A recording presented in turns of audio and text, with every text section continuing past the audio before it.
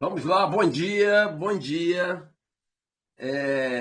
Aqui a gente tem muitos conhecidos, né? Eu estou vendo aqui no grupo, mas sempre tem aqueles que não estão chegando a primeira vez. Meu nome é Paulo Henrique Pegas, sou professor aqui no Rio de Janeiro há alguns anos.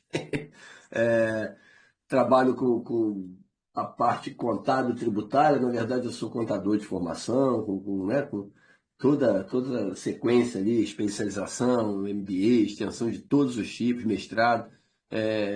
Não fiz o doutorado por alguns motivos, pode ser que faça um dia ainda, nunca se diz que não, mas sempre estudei contabilidade na minha vida, mas fui carreado, direcionado, meio que jogado nessa área tributária num dado momento da minha carreira lá nos anos 90 e dali para frente eu nunca mais consegui sair dela, acabei até me, me, me desenvolvendo ali, me achando, e é o que eu mais gosto de fazer, é entender, trabalhar, desenvolver a contabilidade integrada com os aspectos tributários. A gente está fazendo essa nossa, eu sempre chamo de aula, né?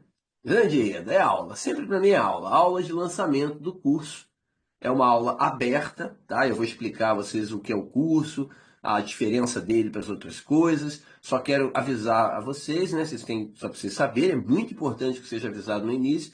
Isso é uma aula aberta, então ela não está sendo transmitida ao vivo, ela vai ser apenas colocada depois no nosso canal, lá no canal do IPEC RJ no YouTube, mas ela não está sendo transmitida ao vivo nesse momento, ela está apenas para o grupo que está aqui nos acompanhando no Zoom, tá?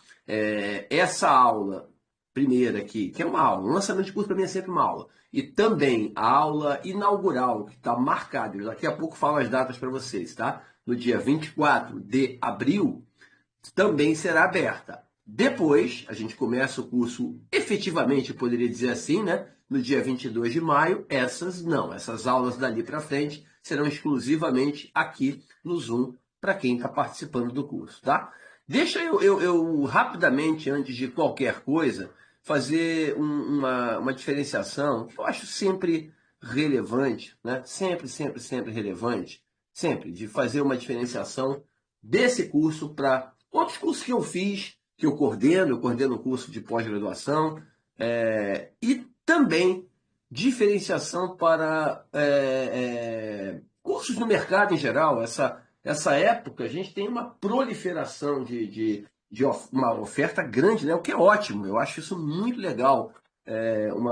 Uma enorme oferta de treinamento, cursos, mentorias, direcionadas para o tema reforma tributária. Eu até brinco, não uso indicar, faz, porque o que eu conheço eu indico. Agora, eu com certeza indico os profissionais que eu vejo fazendo, né? Eu vejo um curso, eu conheço profissional, eu tenho total e completa tranquilidade de indicá-los. São todos muito qualificados, cada um vai para um lado, um lado assim, direcionado, né? Um tem uma habilidade maior no ponto, outro tem habilidade maior no outro. E aquele negócio, né? Treinamento, aula. Eu não gosto de qualificar. Tem muita gente que faz isso, isso é melhor, isso é melhor. Não tem. Eu acho que tudo é, é, tudo é bom. Cada um num pedaço, cada um num ponto, cada um no momento. Né? O ideal é quando a gente consegue encontrar aquele processo, aquele treinamento que nos traz aprendizado, que nos traz conhecimento, que nos agrega do ponto de vista técnico, prático, didático no dia a dia. E também o tempo foi me ensinando, né? A gente vai aprendendo um pouquinho, né? Os cabelos brancos não servem só para nos deixar com a fisionomia mais distante de outros tempos, mas também para nos ensinar alguma coisa. Que qualquer curso que exista, de qualquer tipo, seja ele graduação, pós-graduação, mestrado, doutorado, extensão, em company, ele não vai ele não deve servir para querer passar tudo, né? Eu tenho muito essa coisa de querer, não vou passar toda a informação, a gente tenta passar tudo que entende ser muito relevante para aquilo ali. Mas tão importante quanto orientar, explicar o que se pretende fazer é deixar a semente, né? Incentivar quem. Eu adoro os cursos que eu faço, que eu saio, que eu termino e falo assim, pô, eu tenho que estudar mais isso aqui. Aí anoto, muitas vezes não estuda, a vida de todo mundo é sempre muito complicada, mas a pessoa que ministrou aquele treinamento, aquele trabalho, deixou uma semente ali para você avançar na pesquisa, avançar no ponto, porque nenhum nem em 3, nem em 10 minutos, nem em 1 hora, nem em 10 horas, nem em 35, como vai ser esse curso aqui, nem em 80, como foi o curso que eu terminei de fazer, ainda tem ainda umas aulas pela frente, mas terminei de fazer ainda há pouco, eu vou falar sobre ele. Nem um MBA, nenhum curso vai te ensinar tudo, né? Mas pode te dar uma boa base, um bom direcionamento e dali para frente cada um avançar da forma que necessitar, que precisar. Tá? Eu acho que é importante fazer esse disclosure antes de entrar especificamente na reforma tributária transformadora, que é o nome do curso. Rapidamente, a diferenciação desse curso para quem já fez, ou quem... tem outro curso? Tem, é só você procurar lá no site do IPEC, que é o nome dele é Por Dentro da Reforma Tributária, um curso que eu organizei, preparei e fiz praticamente todas as aulas. O professor Rodolfo Castro me ajudou num momento específico ali sobre imposto seletivo. Fiz um curso de mais ou menos 80 horas no total, tá? Tem 80 aulas, videoaulas gravadas, com um total de 45 horas. Você deve ter aproximadamente ali umas 25 horas de aula debate, né? As aulas que nós fazíamos mensalmente, às vezes até quinzenalmente, com os alunos participando, interagindo, né? Na aula 5. As videoaulas eram gravadas, então não tinha participação do aluno, na média meia hora, mas sempre passava um pouquinho, por isso que 80 daria 40, deu 45 horas no total, ficou certinho 45 horas.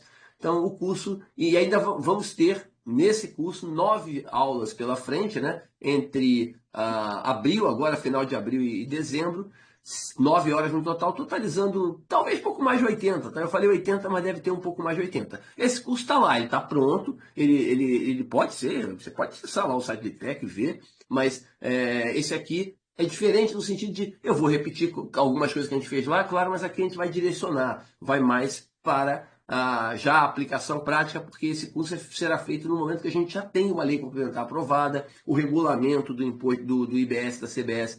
Eles devem sair aí durante o período, ajudando-nos a entender melhor a aplicação da lei, e a gente já entra numa fase de teste, de preparação mais intensa, porque ano que vem começam os testes efetivos ali, com aquela alíquota de 1% no total, descontando do PIS e da COFINS, aquela coisa mais inicial, e 27 a reforma entra com tudo, começa com tudo.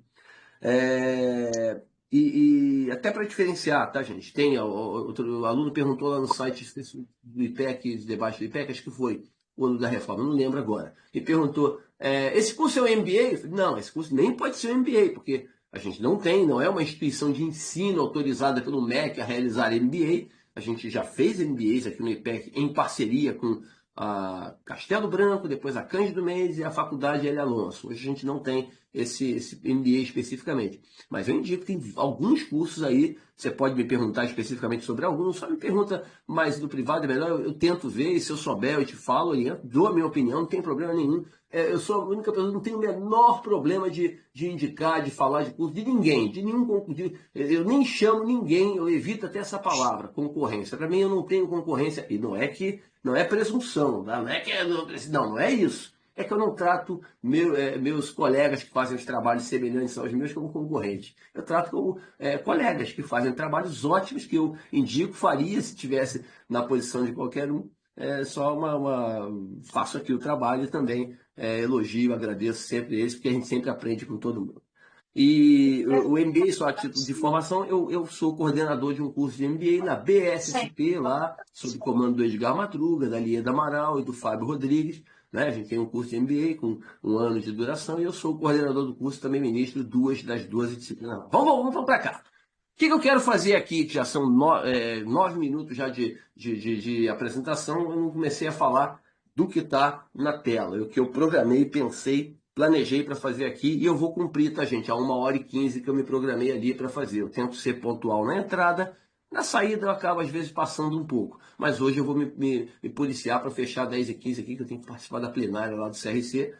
Eles anteciparam, não fui eu que marquei junto no mesmo dia, eu marquei o nosso evento há muito tempo, mas eles pediram para antecipar, eu falei, tudo bem, eu só não posso participar do início, mas eu vou terminar no horário que eu marquei lá e entro aqui assim que eu acabar. Então eu vou concluir às 10h15, como está programado. Bom, eu não quero falar do curso, como eu falei, vou tentar falar da reforma em si, né? A reforma tributária transformadora. E no final, 5, 10 minutos ali, eu dou um resumão do curso para vocês. O que acontece? Essa reforma é realmente uma reforma transformadora, né? E eu vou fazer uma contextualização rápida aqui, já mandei a apresentação para quem está no grupo lá de WhatsApp, trazendo um pouco, resgatando um pouco como nós chegamos até aqui, né? Fazendo uma rápida retrospectiva do Império para cá, Império, República Velha, a gente já vai ver na sequência no slide, mas passando pela reforma dos anos 60, que foi profunda. A reforma da Constituição de 88 também foi relevante, foi menor do que os anos 60, mas foi relevante e talvez tenha sido o mote, o caminho para nos trazer até aqui da forma como chegamos, né? Com esse sistema tributário caótico, disfuncional, que perdeu completamente o seu sentido. Mas essa reforma agora ela tem o poder de transformar, sob o ponto de vista negocial, sob o ponto de vista do consumidor e, diria eu, ousadamente, também sob o ponto de vista federativo, né? É uma reforma que tem tudo para melhorar o ambiente de negócio no Brasil, torná-lo realmente atrativo para externos e internos que desejam investir aqui, prosperar aqui do ponto de vista negocial. Ao mesmo tempo tende a ser neutro, isonômico na medida do possível, né? A gente nunca consegue uma isonomia plena no Brasil, e transformador.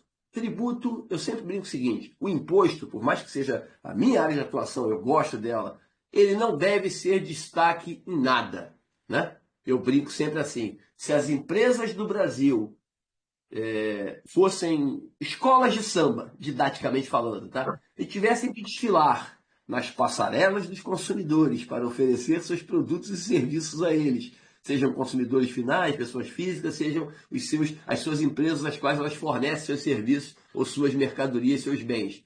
Tivessem que transitar por um sambódromo da vida para desfilar e se apresentar.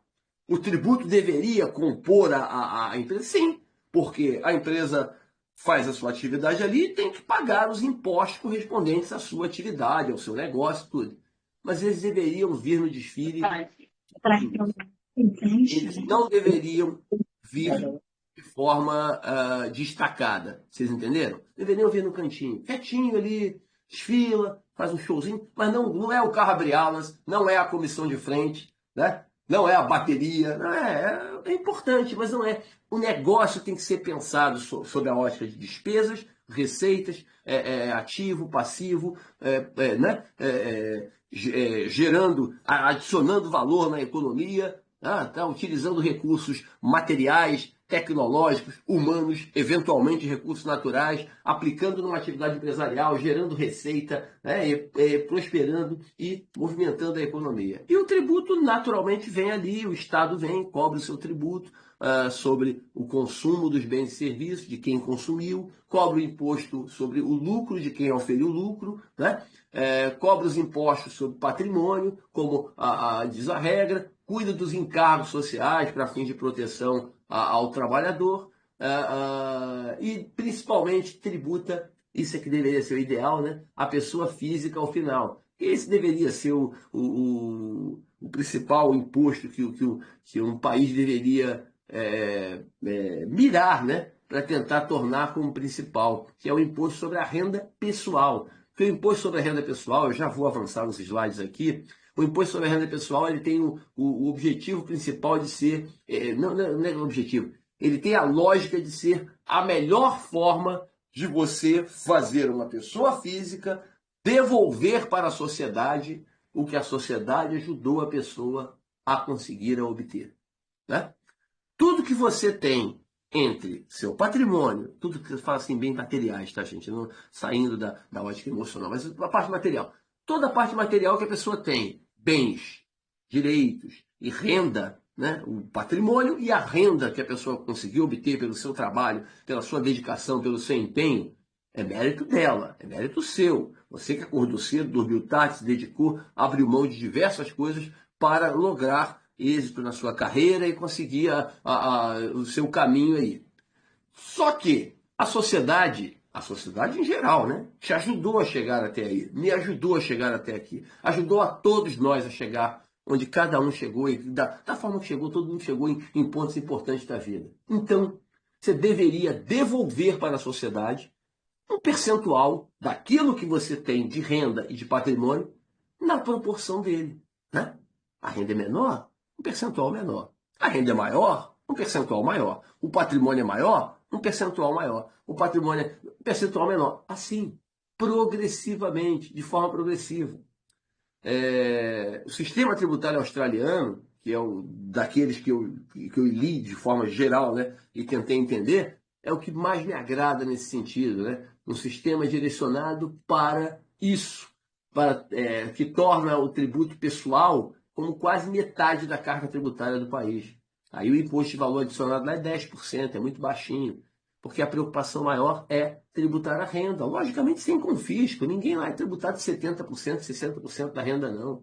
Mas você tem uma renda maior, paga um pouco mais, né? A gente pode chegar a isso aqui. O Brasil tem condição de se desenvolver do ponto de vista tributário. Não é o único, não é o único, a única variável que vai tornar o país melhor para a sua população viver, né? Vai ser um país melhor para a maioria da sua população. Mas podem ter certeza que o sistema tributário bem construído, bem estruturado, estamos caminhando para isso. Essa reforma é transformadora. A reforma do consumo, não estou nem falando na renda não, que é outra discussão.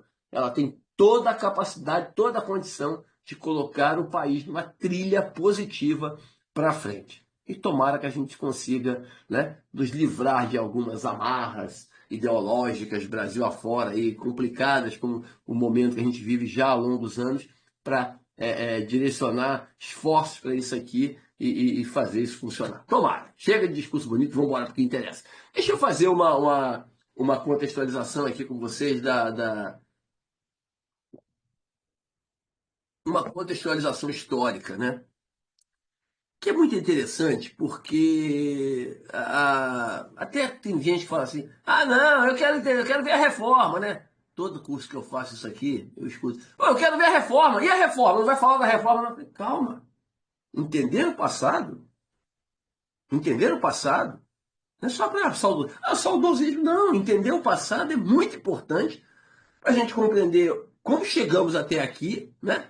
E a projeção para o futuro. E outra coisa, tentar entender eventuais erros cometidos lá para que eles não se repitam aqui, né? Para que a gente consiga corrigi-los aqui.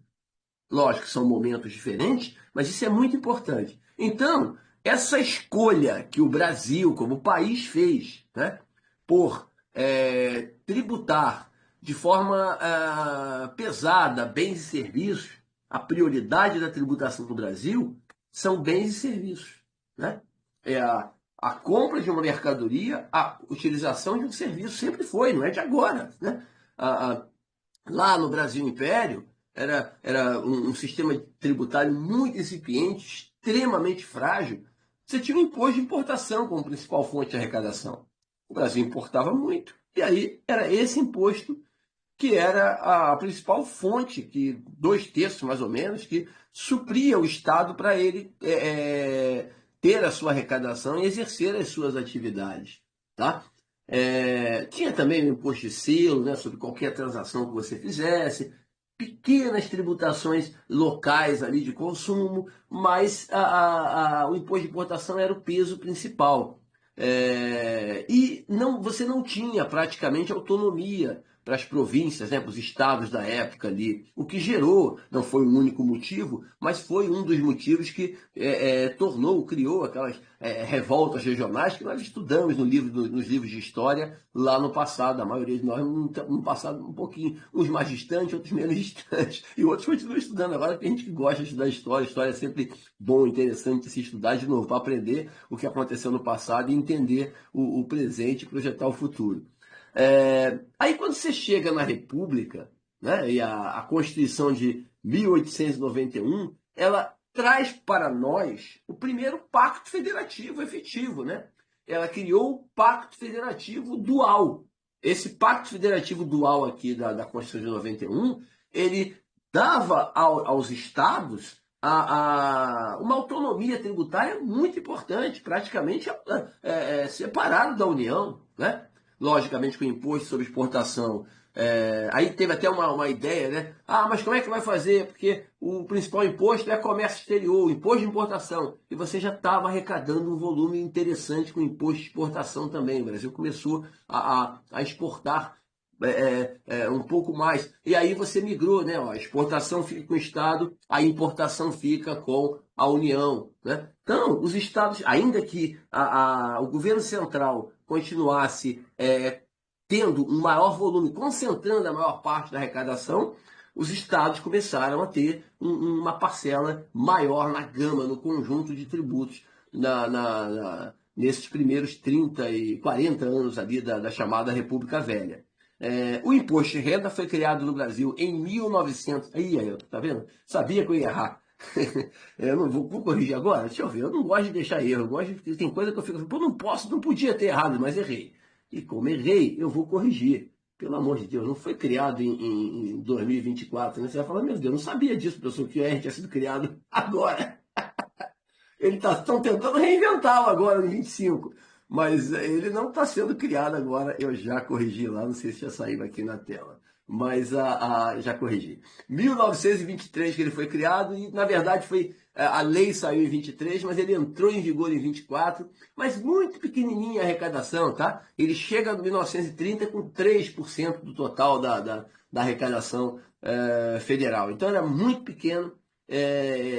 Um novo imposto. A própria Previdência Social, que eu optei por não escrever aqui, porque se for falar da Previdência, é uma aula específica só para falar dela, né? Os problemas que a nossa Previdência, da forma que foi estruturada, trazem para o orçamento, para a carga tributária, para o conjunto da economia do país. Mas aí foi um mal estruturado regime que nós criamos lá em 1923, 24, também 22, acho que na verdade, com a Lei Eloy Chaves, as CAPES, né, depois, as Caixas de Aposentadorias e Pensões, chegou o INPS, INSS, a reforma dos anos 60 ali, e depois, em 88, nós, tentando melhorar, nós acabamos piorando de vez com o Instituto Nacional de Seguridade Social, a centralização ali na Seguridade Social no âmbito total, e esse pacto de gerações que nós criamos, ele não funcionou e ele precisa ser corrigido porque a Previdência ela está já há alguns anos estrangulando o orçamento federal e mesmo muitas vezes estadual e municipal, tá? Mas federal, principalmente, ela estrangula o orçamento e sim um limitador de você até reduzir a carga tributária. Quando alguém fala que quer reduzir, tem que reduzir a carga tributária, aí às vezes você escuta também, né? Falar assim, eu concordo, professor, com a reforma tributária, mas eu entendo que deveria ser feita primeiro a reforma administrativa. Olha, desculpa. A maioria das pessoas que fala isso, fala porque ouviu alguém falar, fala porque recebeu alguma mensagem, alguma coisa que tem que fazer a reforma administrativa, não tenha dúvida. Tem que revisitar a forma como o Estado gasta seu recurso público com o funcionalismo, não só o Estado federal, o governo central, os estaduais, os municipais, todos precisam fazer uma revisão desse processo. Isso não se discute.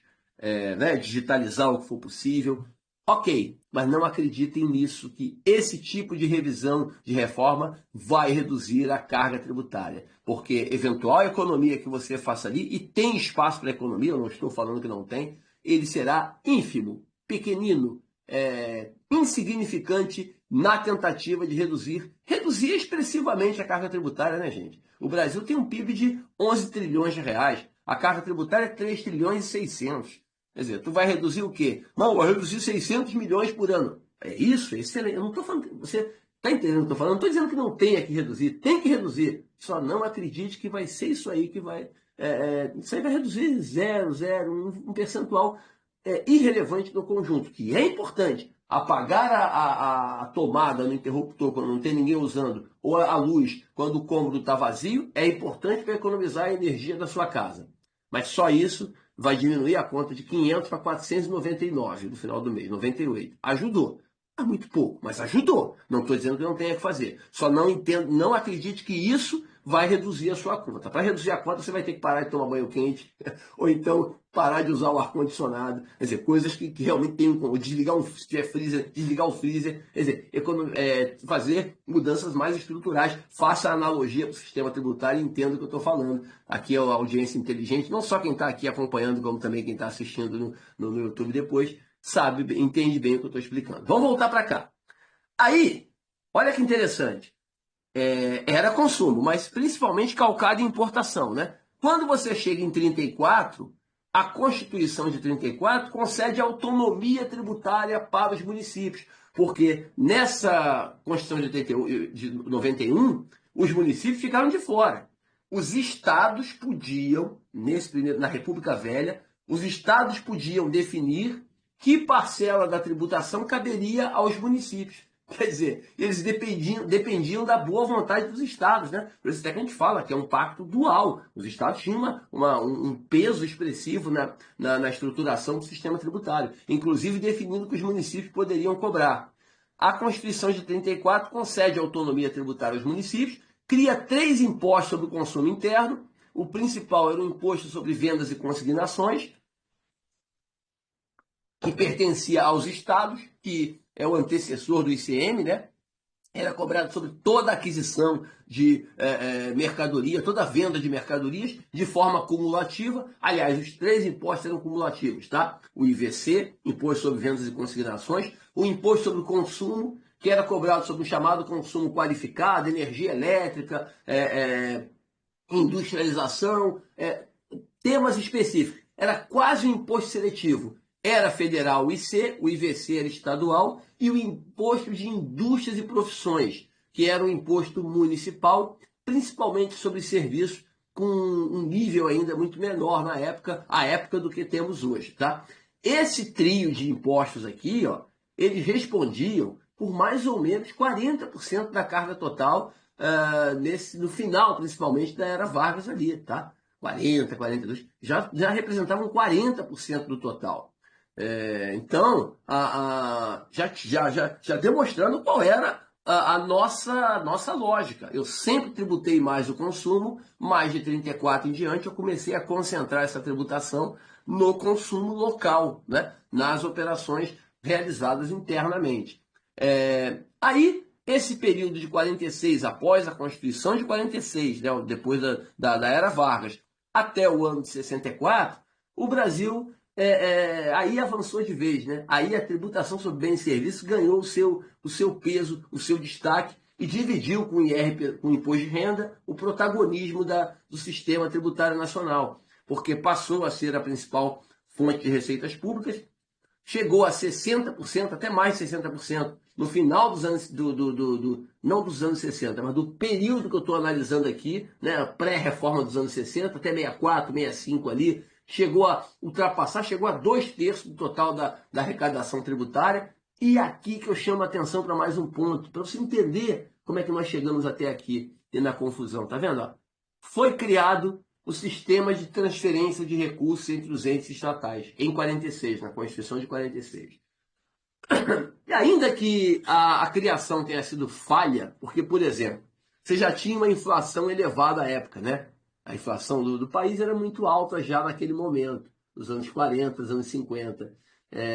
Depois da criação de Brasília, até uma das grandes reclamações era por conta da inflação, a inflação muito alta, corroía o poder de compra, né? E aí, o que aconteceu? A regra de migração do dinheiro dos estados e da União para os municípios era a seguinte: você calculava num ano, olha só, pegava os dados de um ano, tá? Ano de 47, toda a arrecadação aqui.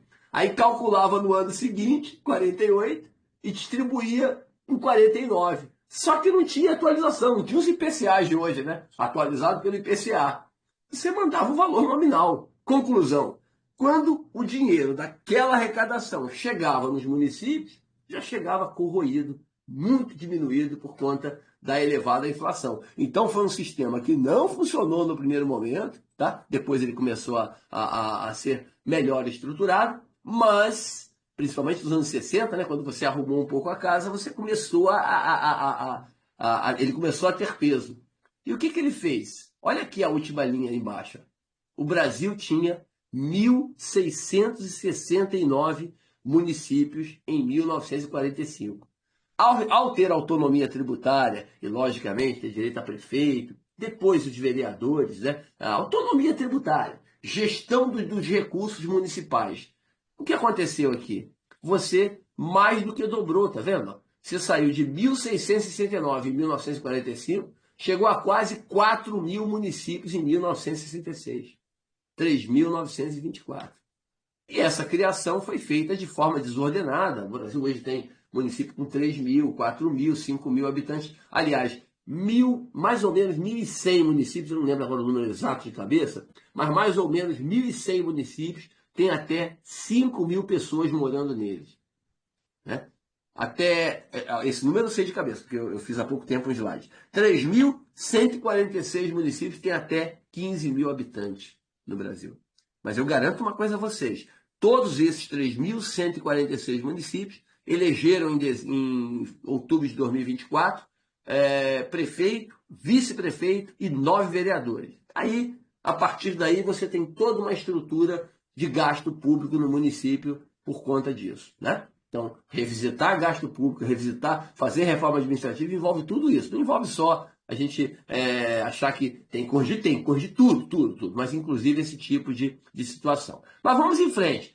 Você está entendendo como é que nós chegamos nos anos 60 já carregando uma tributação excessiva no preço dos bens e serviços, com 3 impostos cobrados de forma cumulativa, né? O IVC, o IC, o imposto de consumo, né? E o imposto de indústria e profissões. Aí você chega nos anos 60, eu não vou tentar me alongar mais, vou tentar andar mais rápido, até para a gente avançar e conversar um pouco sobre a reforma, o todo, mas é importante você construir o agora, né? Aí quando você chega nos anos 60 e faz a grande reforma tributária do Brasil, elogiada no mundo todo, né? O sistema tributário brasileiro gestado começou a ser gestado, a ser modificado em 64, lá para segundo semestre de 64, tá? Aí a reforma foi iniciada efetivamente com a emenda constitucional 18 de 1965, tá? Consolidada não, avançou no Código Tributário Nacional, a Lei 5172 de 66, e finalmente consolidada no começo de 67 com a Constituição Federal promulgada, tá? E aí, esse foi o sistema, tá vendo? Você, sobre patrimônio e renda, criou o IPTU, que está aí até hoje, o ITBI, que está aí até hoje, só que o ITBI, à época, era estadual, tá? E esse ITBI ele concentrava, né, toda a transferência, não só a transferência onerosa, como tem até hoje, né, como a transferência gratuita, né, o ITD, imóvel, você transferiu imóvel sob qualquer hipótese LTBI, só que oneroso ou não, ficava tudo na esfera estadual. O ITR, Imposto Territorial Rural, era federal, o IR federal, mas o ITR era federal, mas podia ser, o dinheiro acho que era todo destinado ao município. Depois a gente fala mais sobre isso. E você não tinha o IPVA, né? IPVA e depois, veio em 85. Você tinha a TRU, a Taxa Rodoviária Única, né? Que era o tributo cobrado sobre a utilização de veículos. Aí sim, a taxa destinada para consertar vias. Ao contrário do IPVA, né? Que é dos impostos aquele que nós mais achamos que tem a ver com taxa, né? A gente acha que se a gente paga o IPVA, anda numa rua, passa num buraco, a gente reclama do buraco. Tem que reclamar do buraco sempre que você passou ali, danificou o automóvel, o pneu que você botou, trocou, comprou. Mas não tem relação direta entre o IPVA que você pagou, porque é imposto. Imposto tem caráter genérico, compõe o orçamento. Não é exclusivamente para consertar a rua. A TRU não, a TRU era direcionada para isso, chegou até a alíquota de 7% nos anos 70 lá. Sobre bens e serviços, o Brasil criou o IPI federal, o ICM, e aqui está a lição principal que eu quero passar para vocês já. O ICM, que era cobrado pelos estados, né? O ISS municipal, e aí tinha o IOF, foi criado lá também, né? Sobre operações financeiras, e esse imposto aqui, que é quase um imposto único, quase devia até vir para cá. Imposto sobre serviços de transporte e comunicações, mas esse era federal, né? Esse ISTC aqui era federal. E a União concentrava ainda os impostos únicos, tá vendo? A energia elétrica era cobrada na esfera federal, o combustível lubrificante era na esfera federal, não tinha ICM, os minerais, tá? Todos eles cobrados pela União, logicamente com repasse para estados e municípios. E o governo central também ficava com os impostos sobre comércio exterior, logicamente com uma mudança, né, com uma migração aí para serem usados mais como política de comércio exterior e não com os fins arrecadatórios que eles tiveram no passado, principalmente no passado mais distante, lá atrás. O fundo de participação, um detalhe rápido em relação ao ICM, né? Rápido não, detalhe importantíssimo.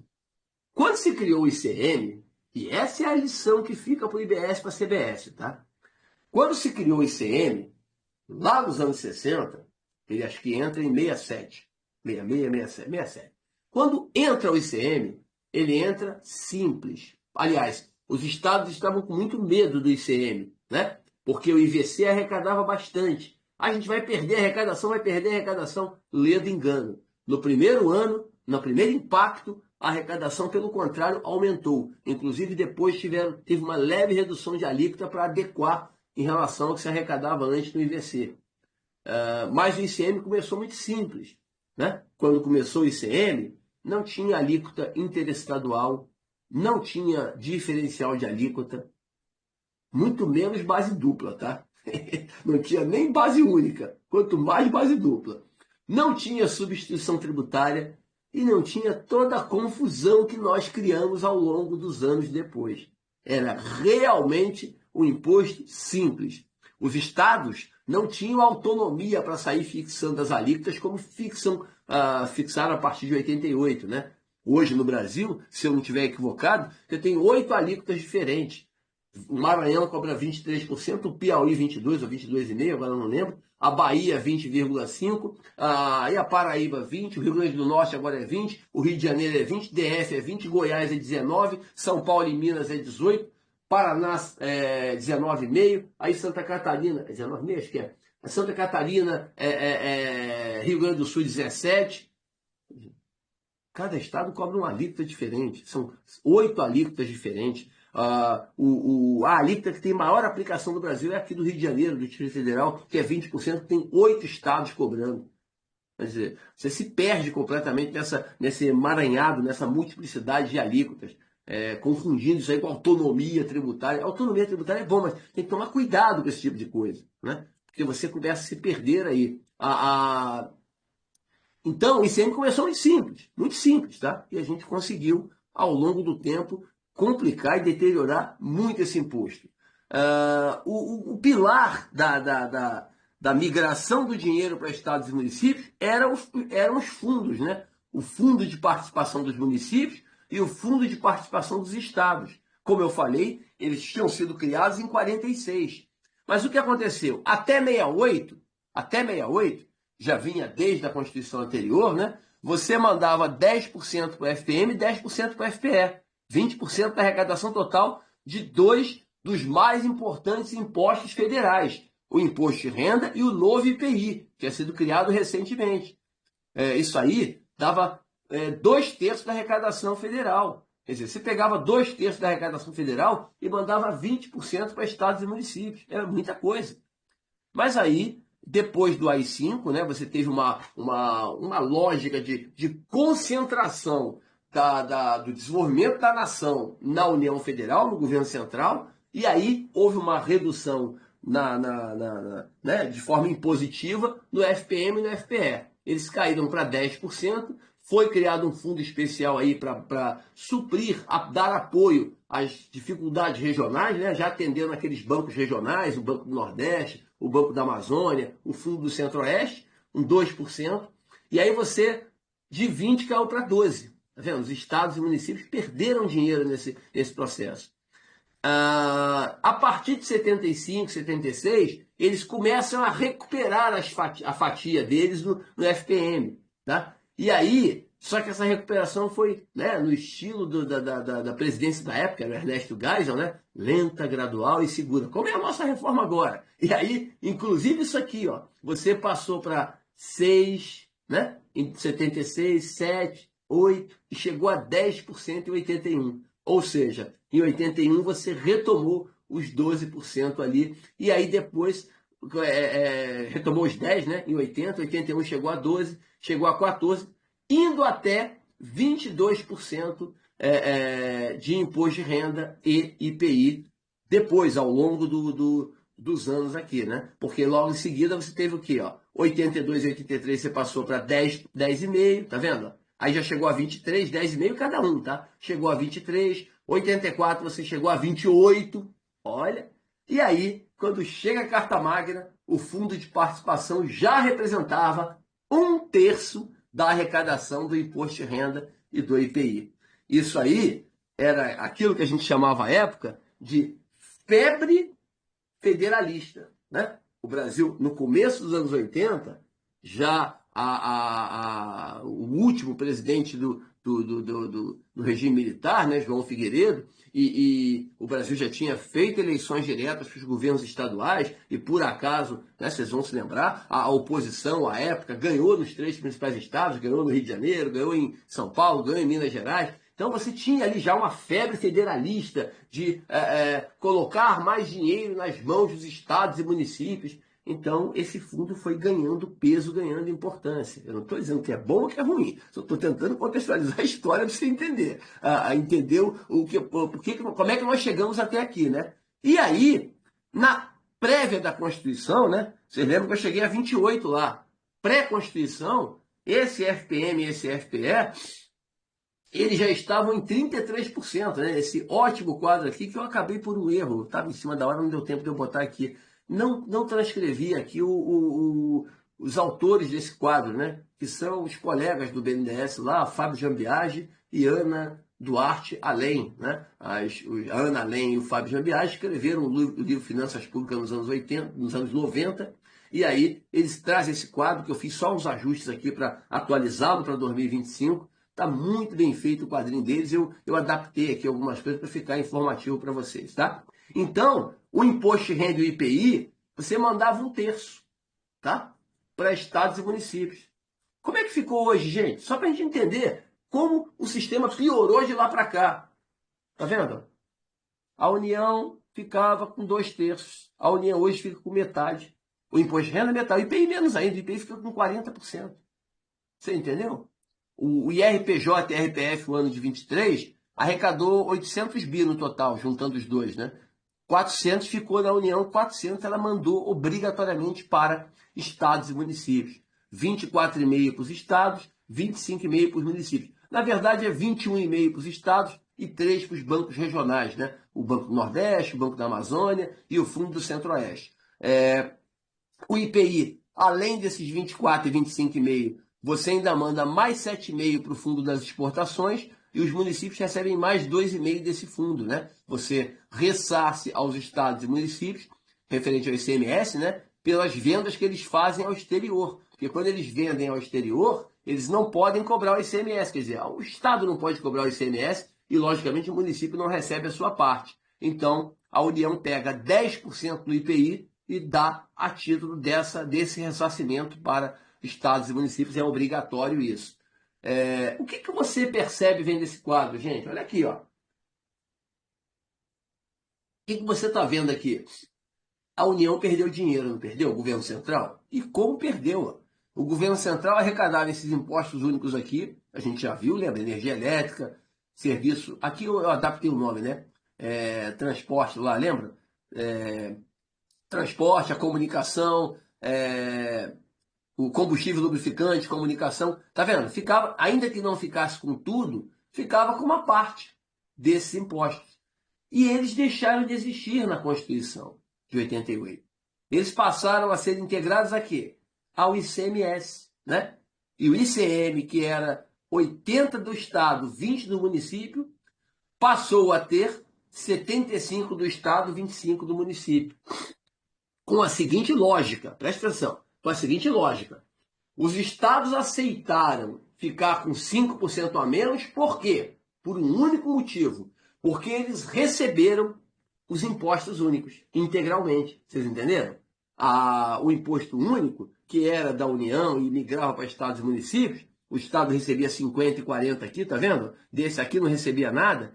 E eles passaram a receber tudo, porque ficou lá, aí ele falou, não, então eu vou ceder mais 5 pontos percentuais aqui para os municípios e eles vão ficar, portanto, com 25% da arrecadação do ICMS, do novo ICM, né, com os serviços de telecom. Aliás, o S, só um último ponto, tá? Esse S do ICM, você sabe o que ele significa, né? O nome desse imposto é Imposto sobre Operações Relativas à Circulação de Mercadorias e Prestação de Serviços de Transporte Interestaduais, não, e serviços de transporte interestadual, intermunicipal e de comunicações. Né? Agora, o nome original, o S, é porque tu ia juntar o ISS ali, tá? Isso foi costurado na cretagem lá, na comissão específica, estava tudo certo, a comissão que estudou antes da Constituinte, né, ser instalada no sistema tributário, apresentou a proposta, estava tudo encaminhado para isso, e aí alguns governadores, alguns prefeitos de capitais roeram a corda no final. E ao roer a corda, aí não se chegou a um consenso, falou, deixa o ISS e o ICMS cada um como está, e para não perder o S ali, vamos levar só esses serviços aqui e acoplar o nome, o que serviço em geral, vai ficar no ISS como estava antes. Perdemos a oportunidade ali, né, de antecipar um pouco da reforma que vamos fazer só agora. E ter evitado muita confusão nesse caminho aí ao longo do tempo. Mas aí o IPVA, que já existia, mas ele era novo, tá, gente? O IPVA era novinho aqui, tinha 2 anos, só 3 anos. Ele veio numa emenda constitucional lá em 85, ele se manteve igualzinho. O ITD, ITBI, né, que era uma coisa só, estadual, migrou. O ITD ficou. Aqui não é questão de 66, tá, gente? É só para entender a divisão dos impostos, tá? Não é a arrecadação exatamente que é 66, não, porque um arrecada mais do que o outro. Acho que o ITD arrecada um pouco mais que o ITBI, se eu não estou enganado. E o ITD é do Estado, Imposto sobre Transmissões e Doações em geral, e o município fica com o ITBI, tá? ISS e IPTU não houve mudança, mas você entende aqui o quê? Para se recuperar das perdas impostas por uma nova Constituição que rediscutiu o Pacto Federativo, né? Remontou o Pacto Federativo e colocou mais dinheiro nas mãos de estados e municípios, o que vocês acham que a União fez ao longo do tempo, ao longo dos anos, né? E aí a gente já vai chegar aqui na reforma de hoje, né? O que a União fez ao longo do tempo? A União criou esse sistema que está aqui, né? O Brasil, como qualquer país do mundo, ele cobra impostos, taxas e contribuições da sociedade de 3 formas. Ele cobra sobre o patrimônio e a renda, sobre o consumo de bens e serviços, sobre a folha de pagamento e os encargos. Só que, infelizmente, ele efetua essa cobrança no nosso modelo tributário, né, que nós colocamos na Constituição e conseguimos, e para tentar corrigir, porque a partir da Constituição, o que você começou a tentar fazer? Começou a ampliar, criar, né, e ampliar a arrecadação das contribuições sociais. É isso? A CSLL começa nos anos 90, no começo dos anos 90, a COFINS começa em 91. Pergunto, o que é a CSLL na prática, gente? Na prática. Não vem com essa conversa mole aqui. É para financiar a Seguridade Social. Não me venha com essa conversa. eu sempre brinco, né? Falo, se você pegar uma vez, né? Tava passando mesmo, eu não tenho vergonha. Se eu estivesse vendo, eu ia falar, eu fiquei vendo, liguei a televisão e assisti o programa todinho. Eu vi, mas eu parei para ver porque eu achei interessante, né? Eu estava passando, acho que na sala, aí estavam vendo o programa que tinha na Rede TV, não sei se tem ainda, da Luciana Gimenez, né? E é Super Pop, não sei o nome do programa, Super, alguma coisa assim. 9 vezes, programa de 9 e pouco da noite. Ele estava lá. Aí estava um cantor, que acho que era um que chegou a engolir pilha e tudo, estava ele lá, falando, né? E aí ele falou um negócio, apitou uma máquina. Quando eu passei aquela apito da máquina, me chamou a atenção, estava alto. Eu falei, o que é isso aí? Aí não, isso é a máquina na verdade. Parece que ele falou uma mentira. Eu falei, que coisa engraçada, né? A máquina detecta se ele mentiu, legal. Aí eu brinco assim, se eu pegasse um político, que está aí, alguns estão aí até hoje, né? Que participou da Constituinte, e falasse com ele assim, olha só, você vai sentar aqui nessa máquina da verdade. Por que que você votou à época e criou os impostos ali, autorizou as contribuições, perdão, para a Seguridade Social, notadamente a COFINS e a CSLL? Qual foi o objetivo principal? Não minta, porque a máquina vai detectar se tu mentir. Aí se ele vier com aquela conversa que não foi para atender uma nova rede de proteção social criada na Constituição para atender as pessoas vulneráveis. A máquina vai apitar na hora. Mentira, mentira. O objetivo principal dessas contribuições foi o quê? Foi recuperar a perda de arrecadação que a União teve com aquela migração que vocês viram na tabelinha anterior. Foi isso, claro que também a proteção. Ah, pô, o principal não é isso, não foi, né? Porque o imposto de renda era 50% da arrecadação, você passou a arrecadar 40%, 10% você migrou para a CSLL. Qual é a diferença? Vocês viram ainda há pouco, de cada 40 com o arrecado do RPJ e RPF, 20 fica na União, 20 vai para Estado e município. De cada 10 com arrecado com a CSLL, eu tenho que botar o dinheiro na saúde, previdência e assistência. Mas o dinheiro é todo meu, União. Pô, aí criaram a COFINS, né? Que hoje é o quarto tributo de maior arrecadação no país. O IPI representava 20% da arrecadação da Receita Federal. Isso não é mentira, está nos dados estatísticos, é só lá e ver. Era 20%. Receita Federal, 88%. Arrecadou 100, 20% era IPI. Hoje, o IPI não chega a 4%. Por quê? Porque a União cobra, arrecada, fiscaliza com 4 de cada 10. A COFINS, ela cobra, arrecada, fiscaliza com tudo, ainda que tenha que destinar especificamente. Vocês entenderam? Você piorou o sistema tributário, porque aí você foi criando tributo sobre tributo, tudo cobrado por dentro. Aí começou a primeira discussão foi a tese do século, ICMS na base do PIS e da COFINS, e essa tese do século desencadeou pelo menos outras 12 teses filhotes. Eu fiz um 3 minutos outro dia falando especificamente sobre isso. Alguns já foram julgados, a maioria já foi julgado contra o contribuinte, um foi julgado a favor, o caso do ICMS-ST, e tem 3 ou 4 ainda a serem decididos, a maioria no STF, mas um no STJ. Então é isso, nosso sistema foi deteriorado ao longo dos anos por conta desse formato que a gente pensou lá na febre federalista, de botar dinheiro nos estados e municípios, aí deixou a União com uma série de obrigações, e aí essa disputa federativa nos empurrou para esse modelo tributário atual, que é disfuncional, ele não tem o menor sentido. Quem calcula no dia a dia ICMS, base dupla, sabe do que eu estou falando. Quem é sufocado pelo modelo de substituição tributária sabe o que eu estou falando. Quem está no simples e acha que é maravilhoso, né? O empresário brasileiro, a gente vai falar isso muito durante o curso, né? O empresário brasileiro adora o simples. Por quê? O simples é prático, direto. Ele entende ali o quanto paga, né? Então ele entende quanto paga, ele gosta. Mas ele é prejudicado no simples por causa do modelo tributário, por causa da ST, por causa do default, por causa do monte de coisa. E ele não sente, ele prefere, porque pelo menos ele tem uma coisa chamada previsibilidade, né? Já que o nosso sistema é pouco transparente, você paga tributo sobre tributo e é regressivo. A gente acaba tributando mais aquele que tem menor capacidade econômica. Que quando você direciona o foco da tua tributação para o consumo, você faz isso, né? A ideia é fazer uma reforma completa, ampla,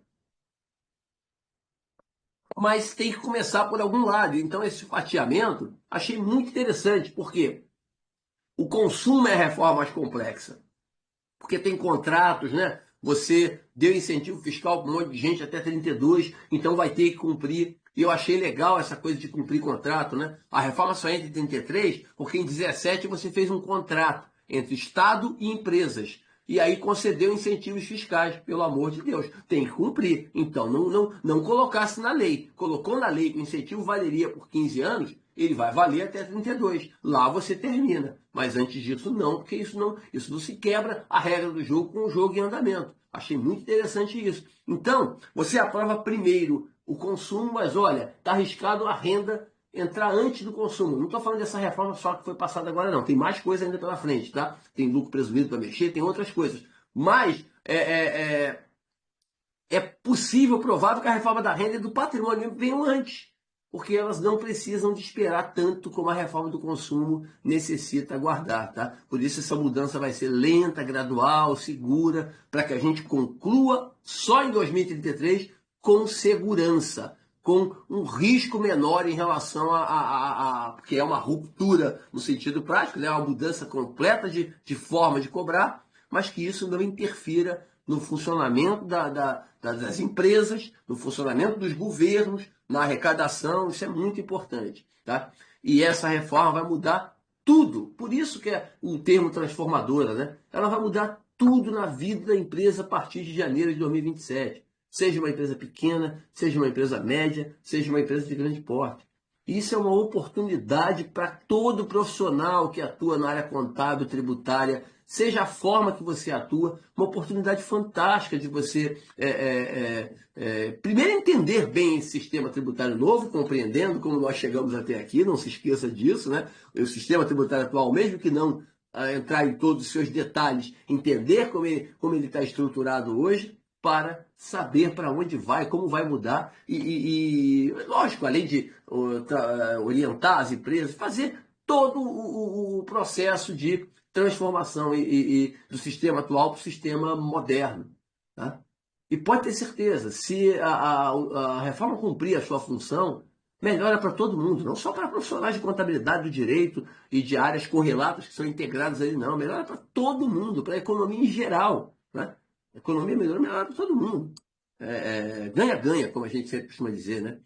Bom, eu não vou me alongar, tá, gente? Eu estou vendo que a hora está voando aqui, eu falo um pouquinho mais do que devo, mas isso aqui a gente vai trabalhar no curso, tá, gente? Esse slide volta no curso. A retrospectiva histórica talvez eu não volte, mas isso aqui volta.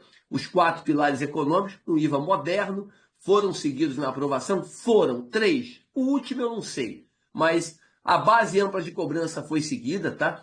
Todas as operações são tributadas, não quero saber se tu está vendendo bem, está prestando serviço, está alocando ou está fazendo outra forma de transação, de operação. Você vai pagar impostos da mesma forma, não há diferença. Eu simbolizei aqui com o conserto de um carro, porque o que acontece hoje, querida Fabiane, quando você leva o veículo para consertar, chega lá, a empresa que está fazendo o trabalho vai te cobrar R$ 1.000, né? Digamos, custou R$ 1.000. O mix, só que ela não fez só serviço, ela trocou algumas peças, né? O mix entre peça e serviço decide o imposto que você paga na compra e que a empresa embute no preço, porque hoje é assim, né? O ICMS, o ISS, o PIS e a COFINS estão dentro do preço. Decide, né? Quer dizer, ela pode te cobrar R$ 500 nas peças, 500 no serviço. Ela pode te cobrar R$ 900 na peça, 100 no serviço. Vai variar. A tributação pode ser maior ou menor. A reforma vai deixar isso acontecer? Não. Faz o que você quiser. Se você quiser cobrar só serviço, cobra. Se quiser cobrar só peça, cobra. Não mudará nada sob a ótica de tributação. O imposto será o mesmo. Se eu tiver que te cobrar 26,5, eu vou te cobrar 26,5 em cima dos 1.000, se for 1.000 o preço sem imposto, né? Independentemente se ele quebrou em mais serviço, mais peça. Isso é muito importante. A base ampla de cobrança não é só isso que tem que sintetizar, mas essa é a reflexão que eu queria fazer. Não cumulatividade plena. O que significa isso? Isso aqui é dos pilares aquele que eu mais gosto. Porque o imposto vai ser cobrado apenas da ponta final. Só quem vai pagar o imposto efetivamente é o consumidor final. Então, essa conversa que é minha carga tributária, não, a carga tributária é do seu cliente, aí tudo bem, pode impactar o seu negócio, eu entendo. Você entendeu? Sou uma oficina. Quer dizer, a minha carga tributária aumentou. Não, a sua carga tributária não aumentou. Infelizmente, o serviço que você presta pode aumentar por causa do imposto. Só arruma o texto, o discurso, né? Porque só que hoje o teu cliente paga dentro de um preço de forma pouco transparente, que é até a transparência que é muito importante aqui, né, integrado nesse pilar, né? ele vai ter a transparência. Se ele hoje pagou 1.000 e tinha, sei lá, 150 de imposto, era para ele ter pago 850, 150 de imposto, você botou tudo junto. Se vai aumentar para 30%, ele vai ter 850, mais 255, vai para 1.100, tudo bem, você pode até dizer, ó, meu preço vai aumentar 10% por causa dos impostos. Agora, não é a minha carga tributária, não é sua, não é você que paga. O teu preço está preservado. Você pode até falar que, olha só, é diferente, olha o discurso como é que muda. Você pode até falar que, com o preço que eu terei que praticar por causa da reforma tributária, a minha atividade pode ficar inviável. Aí é outra coisa. Aí é outra coisa. Aí você tá explicando. Agora, é minha carga, não é sua carga. A carga é de quem compra o produto. Então, porque isso é uma mudança cultural que a gente precisa ter, até para as empresas, para a pessoa física, para a sociedade, a gente entender e o sistema tributário produzir, trazer produtividade para todo mundo entendendo. Né? Efetivamente é cobrado melhor dos nossos governantes, cada um da sua forma. Então, apenas o consumo final, sejam famílias, seja o governo, sejam aquelas instituições privadas sem fins lucrativos, e as empresas pequenas que não querem trabalhar no modelo regular, querem ficar no simplificado. Aí a compra final não tem jeito, tá? Cobrança no destino, está seguido ali. O imposto vai ser direcionado para o local no qual o bem ou serviço foi entregue, utilizado, consumido. Isso a gente vai falar, inclusive, com detalhes durante o curso, tá? Isso é uma mudança muito importante, muito interessante, tá? Só entendo uma coisa. Se a minha querida Ieda, por exemplo, a Ieda foi passar o final de semana em São Paulo. Aí foi na Avenida Paulista, ali naquela feirinha, comprou um negócio lá em São Paulo. E um sapato, uma roupa. Mas ela não vai usar em São Paulo. Comprou, vai trazer porque ela gostou lá, não viu aqui no Rio, comprou. O que vai acontecer? O consumo daquela roupa vai ser feito aqui. O uso vai ser. Ela só vai usar a maior parte das vezes aqui no Rio de Janeiro, onde ela vive, reside, trabalha, né? Se locomove o tempo todo. Mas ela comprou lá. Se ela comprou a roupa lá e carregou a roupa para cá, o imposto vai ser recolhido no estado de São Paulo e na cidade de São Paulo. Né? Agora, se ela tivesse entrado na internet, comprado a roupa, pedido para entregar na casa, na residência dela aqui no Rio de Janeiro, aí o imposto seria do Rio de Janeiro. Então, é o local. É o local, né? Ali a compra física, ali no local da entrega. Isso vai trazer também vai melhorar do conjunto. Ainda que a gente tenha alguns pontos para trabalhar aí, mas vai melhorar para todo mundo. O único ponto que eu não sei, eu não consigo afirmar, porque a gente acho que aqui se perdeu um pouco, tá? Gente, esses 4 pilares, só queria explicar uma coisa para vocês. Não fui eu que inventei. Não foi as pessoas ficaram batendo pau. Vamos botar os pilares. Não, não, não, não. Isso aqui são os especialistas em IVA no mundo. No mundo, tá? Que eles definem toda a melhor literatura de imposto de valor adicionado no mundo define 4 pilares para você criar um imposto de valor adicionado moderno, né? E o último pilar, que eu entendo que esse aqui a gente falhou, que é o mínimo possível de exceções ao regime regular. Você cria um regime regular, uma regra padrão que todos seguem, com alíquota, com tudo. Aí tem que começar, então, tem que ter uma exceção. Isso aqui, combustível, não dá para fazer. Ok. Isso aqui não dá para fazer. Ok. Agora, o mínimo. E não é mínimo só em quantidade, em alíquota, não. Só para vocês terem uma ideia. Rapidinho, a gente vai falar esse número depois também no curso. 57% da economia brasileira estará submetida à alíquota padrão, aos 26,5%. E, pasmem, 43% vão ter algum tipo de exceção, alguma alíquota reduzida, algum regime diferenciado. Ou seja, é muita coisa, né, gente? Não é o mínimo. Desculpa. Será que o país tem 43% de necessidade de ter regime diferenciado, específico, reduzido? Aquele negócio que o lobby funcionou, é natural, tem no mundo todo, não é só aqui, mas aqui acho que a gente passou um pouco do tom. Isso é uma coisa que eu acredito que aqui nós falhamos um pouco no cumprimento do pilar, tá? O status atual, a gente está na primeira fase, a emenda 132 transformou o texto constitucional, né? A Lei Complementar 214 regulamentou a estrutura básica, foi sancionada agora em 16 de janeiro, o PLP 108 deve ser aprovado no primeiro semestre, está num ritmo muito lento no Congresso Nacional nesse início de ano, né? Tem a análise dos vetos ainda pelo Congresso, que pode ser feita, dos vetos da Lei Complementar 214. Não vi nada de que mexe na estrutura da lei, mas é sempre importante ver como é que isso vai acontecer. A regulamentação do IBS-CBS é muito importante. Isso aqui são os decretos, né? Ou a ação normativa, que vai operacionalizá-los. As alíquotas e outros detalhes do imposto seletivo. Tu sabe a alíquota do imposto seletivo sobre bebida alcoólica? Se cerveja vai ter uma alíquota maior do que menor do que o uísque, porque o teor alcoólico é menor, se a vodka vai ter mais tributação maior do que o conhaque, não sei. Isso aí a gente vai ter que aguardar a lei ordinária do imposto seletivo aí, né? A segunda fase do patrimônio e renda tem dispositivos dos tributos de patrimônio na emenda 132 e tem debate ainda ali no 108, principalmente em relação ao ITCMD, né? Você não teve nenhum estado até agora, pelo menos que eu pesquisei, que já criou IPVA sobre barcos e aeronaves privadas, reclamavam tanto disso, ficou um ano aí, ninguém criou. Podiam ter criado. Era ano passado, podia ter criado, já ter cobrado esse ano, ninguém fez. Ninguém fez.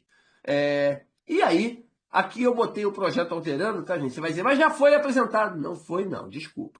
O que foi apresentado foi um projeto que eu fiz 3 edições, 3 ou 4, que eu fiz o aposentado ontem. 4 edições de 3 minutos, muito interessante. Se você não viu, não deixe de assistir, né?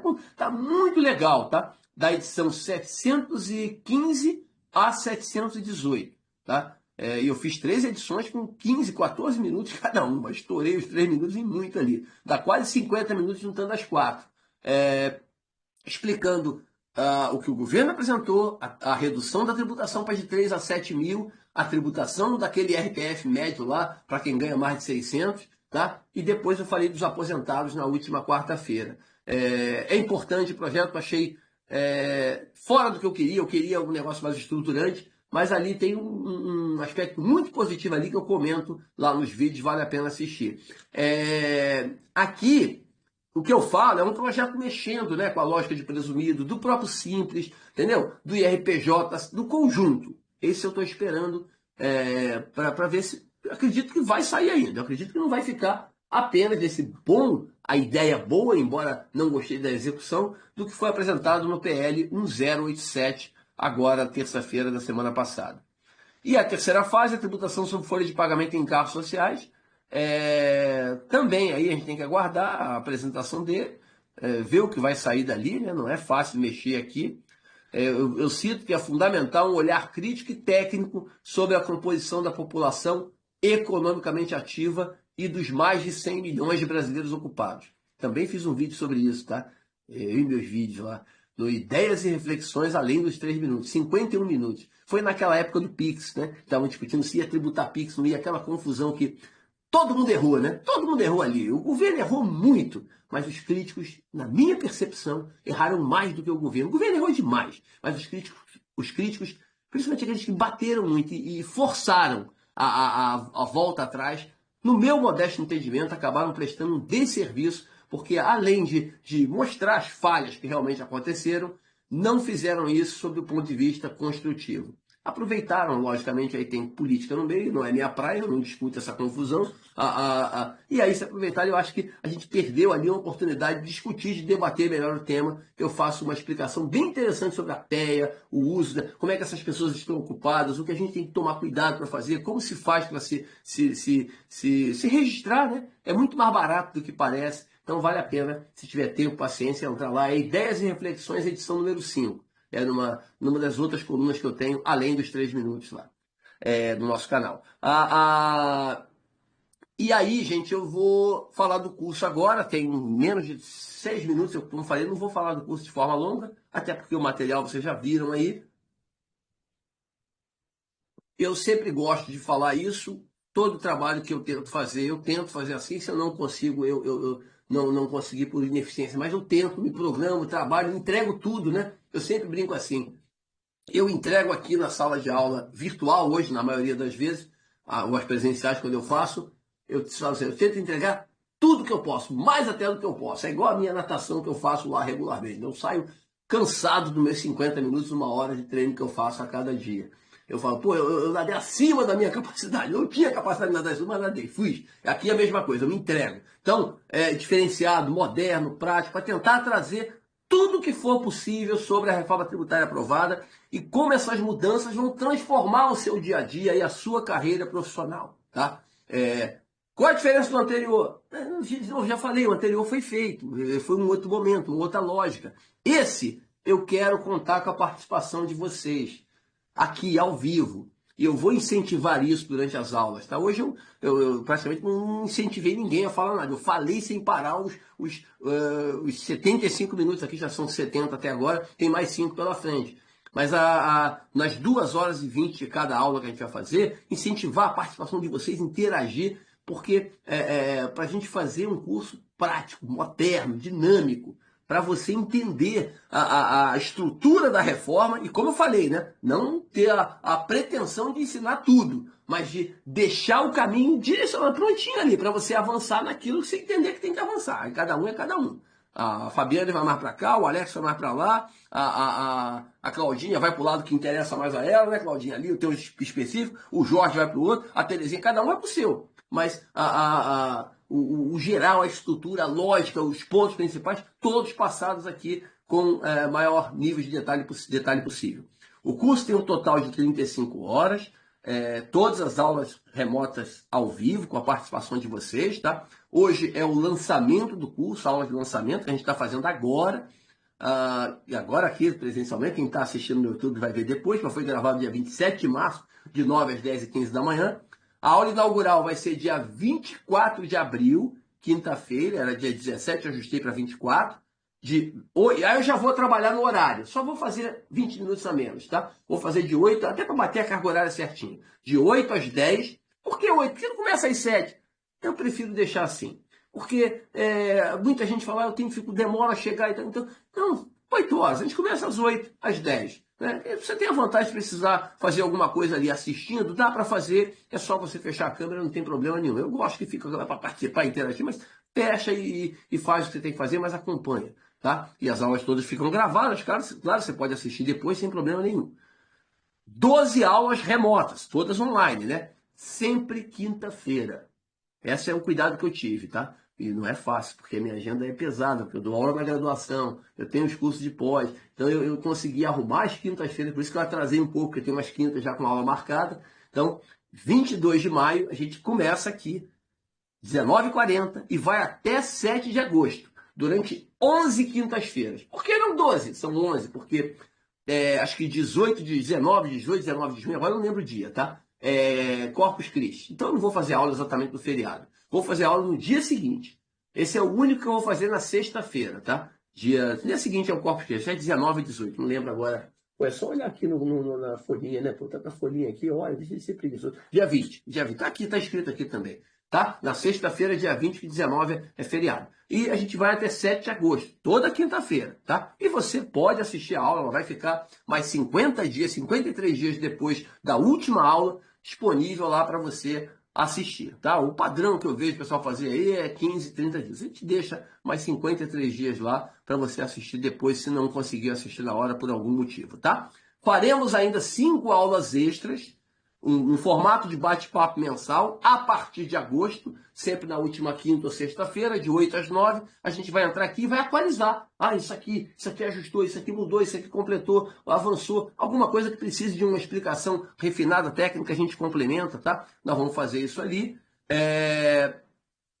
De novo, com 5 horas, né? A última de dezembro não dá para ser na última quinta ou sexta, que vai chegar lá depois do Natal. Essa vai ser dia 15 de dezembro, é o último encontro derradeiro, tá? Esses ficam acessíveis até 31 de dezembro. E o nosso grupo de WhatsApp, que a gente ali vai conversando, vai interagindo, vai não só em relação ao material, mas em relação a debate, complemento da aula, que a gente consiga usar o grupo de forma rica, produtiva, interativa, importante, interessante para o grupo, para nós individualmente e para o grupo como um todo. Sempre tem que ser esse o pensamento, tá? O programa tem lá também no site, não necessariamente na ordem. Eu vou começar isso aqui, vou para isso, vou para lá, vou passar para lá, para cá, para lá, para cá, vou misturar tudo, tá? A reforma tributária completa, os pilares econômicos da sua primeira parte, que a gente já começou a conversar hoje ali bem rapidamente, né? O confuso modelo tributário atual e seus principais problemas, não vou aprofundar, mas eu vou querer mostrar a vocês ali, de forma rápida, em uma aula, não em uma inteira, mas como é que eu faço hoje essa confusa precificação de bens e serviços, não deve chegar a uma hora, mais ou menos, eu explico isso para vocês, tá? Para você entender e até valorizar o que vai acontecer na hora de eventualmente prestar um serviço, orientar um cliente, tá? E como você vai, depois como funciona a precificação no modelo atual, né, como eu falei, e como vai ser feita essa precificação com a reforma tributária, né? E também durante o período de transição, tá? Depois nós vamos falar do ponto central da reforma, que é a regra matriz dos impostos, né, IBS e CBS, que compõem o individual, e também do imposto seletivo, fato gerador, base de cálculo, imunidade, a estrutura de alíquotas, tá? O longo período de transição tem 3 viradas de chave aí, a principal é janeiro de 27, mas tem janeiro de 29 e tem a última grande virada de chave que é janeiro de 2033. Como vai ficar o simples na reforma, a ME, a EPP, o cuidado que deve se ter, a análise, fazendo algumas contas, estou fazendo algumas simulações aqui no Excel para trazer para vocês, tá? No nosso curso. O imposto seletivo e o novo IPI, aqui o Rodolfo deve me ajudar, porque o Rodolfo conhece demais o IPI velho e vai conhecer, conhece ainda mais esse IPI novo, que vai restar a partir de 2027. O split payment, que pode ser a cereja desse bolo chamado reforma tributária do consumo, e depois também a integração da reforma da tributação sobre patrimônio, renda, folha de salários, com a reforma aprovada na Lei Complementar 214, né? E aí já encaminhando para o último slide, aqui é mais uma propaganda, né? O pessoal gosta. Isso aqui eu fiz uma vez para um outro trabalho que eu fiz aí, eu gostei, falei, vou botar no nosso aqui também agora, as palavras, já entender, comparar. Eu não gosto de ficar falando isso aqui muito, não. Eu não vou deixar aqui, mas não vou falar uma palavra que está aqui. Fica só para vocês verem. O que eu quero reforçar é o seguinte, eu passei 1 minuto já da hora que eu me programei para fechar, mas deixa eu terminar. Eu me programei para fazer um curso, me preparei, estou me preparando, o curso começa efetivamente 24 de abril, com a aula inaugural, mas as 12 seguidas começam dia 22 de maio, mas ele começa em 24. Aqui 24 vai ser uma aula aberta, tá? Mas 22 não, já é aula só para o grupo aqui. Porque naturalmente a gente precisa fazer uma última divulgação, né? Porque é o trabalho que a gente faz, ele está inserido no nosso trabalho no processo. Mas eu, gente, estou acompanhando reforma tributária o tempo todo. Não tem um dia que eu não assista o vídeo, não aprenda com alguém. Aprendo com todo mundo. Inclusive, tem gente aqui que eu acompanho vocês também. Muitos de vocês participam, eu acompanho. Todo mundo, acompanho tudo. Tudo. Né? Vou agora, domingo, estou viajando no final da noite para participar do mega encontro tributário lá com a querida professora Deise Parisotto e a querida Marla Murilo, que me fez o convite para participar. Vou fazer a palestra de fechamento sobre o split payment na terça-feira à tarde. Mas fiz questão de participar, mesmo sendo difícil, que eu dou aula na graduação segunda-feira, vou fazer aula remota do hotel à noite, mas vou participar do encontro inteiro, segunda e terça. Por quê? Para aprender, para ouvir meus colegas, vão trazer, sempre tem coisas interessantes, tem novidade, tem pontos de vista diferentes do meu. Então, eu acompanho na quinta-feira, eu vou estar em Belo Horizonte, lá na FIENG, né, na Federação das Indústrias também. Vou participar no painel sobre a reforma tributária com a duquesa do Tex, lá com a Maria Carolina, também aprendendo com a Maria, sempre acompanho ela lá e aprendo. Então, a gente tá. E aqui pelo CRC, então, eu estou em tudo quanto é lugar. Parece dupla sertaneja, né? Vai um dia para uma cidade, outro dia na outra, participando aí, fazendo os eventos sobre a reforma tributária. E a cada vez que a gente faz, a gente aprende, escuta ouve. Muitas vezes até pode não concordar, mas escuta, entende. Porque alguma coisa você extrai daquilo ali, mesmo que você não concorde. Né? Não fala, tá falando, não concorde. Não, ouve. Tá? Então, eu espero que possa oferecer a você, que vai fazer o curso, um curso de muita qualidade, que possa agregar, né? Como eu sempre gosto de brincar, que o custo-benefício ao final, não só financeiro, como pessoal, de tempo, paciência, ele seja compensado e que você fala assim, valeu a pena fazer esse curso, esse treinamento, tá? Obrigado. Se quiserem falar alguma coisa, vocês que estão aqui, fiquem à vontade. Senão, eu vou me encaminhar para o encerramento. Tem que ir lá para a minha plenária, que eu tenho que relatar um negócio lá, mas falei que ia entrar até 10h20, está quase na hora, dá tempo de entrar. Pode falar, minha querida Ieda. Tudo bem, professor? Tudo bom? Professor, Tranquilo? Alegria, grande Ieda. isso. Só uma dúvida, não sei se vai ser colocado lá no grupo. Se uma empresa, né, eu estou trabalhando numa empresa, se a empresa Uhum. quiser contratar o curso para um grupo daqui da empresa, porque lá só tem um preço individual, como é que a gente fica sabendo? Olha só, deixa eu te explicar aí, Edinha, o que acontece. Eu já fiz alguns trabalhos com algumas empresas, tá? E estou até com outras para fazer aqui também. O único detalhe da empresa é que a gente tem que fazer segmentado, por quê? Você tem que ler especificamente a parte da empresa, entendeu? Porque a empresa, não adianta eu ir para uma empresa que é do lucro real e querer falar do simples, é porque ela não opera com ninguém do simples. Então, se eu falar, eu falo 10 minutinhos só e pronto, 5 minutos ali pronto. Então você tem que dar uma customizada, uma direcionada, entendeu? Reduzir o foco, mas direcionar para ela especificamente, entendeu? É falar do saneamento, aí você puxa mais para o lado de lá. A energia, você vê ali os detalhes que tem na energia, né? A energia, por exemplo, não é ao longo da cadeia. A tributação do IBS e da CBS vai ficar concentrada na distribuição preponderantemente. Então, você tem que fazer uns ajustes ali no processo. É só isso. Mas pede para falar com a gente aí, com a Liliane, com a Tá Marcelinha, e bom. a gente faz Eu estava falando que vale tenta direcionar. para A gente já fez alguns trabalhos bem legais aí com algumas empresas, com algumas diretorias só, palestras ou então aulas específicas, tá? É bem legal. Obrigada. Obrigado você. Tá, gente? Obrigado vocês aí pelo carinho, por tudo. Alguém mais? Eu vi mais alguém aqui? Não, foi a Ieda só. É, tá bom? Grande abraço, fiquem com Deus, alegria e espero que vocês estejam aqui. Se não vierem ao curso todo, pelo menos assistam a aula do dia 24. Essa aí tá dentro do jogo aqui. Venham para cá assistir de novo comigo a aula do dia 24, não é porque eu não faço o curso. Fazer ou não fazer o curso é de menos. Não é isso que me preocupa. Não. Me preocupa é o aprendizado. Tá bom? Alegria! Abraço!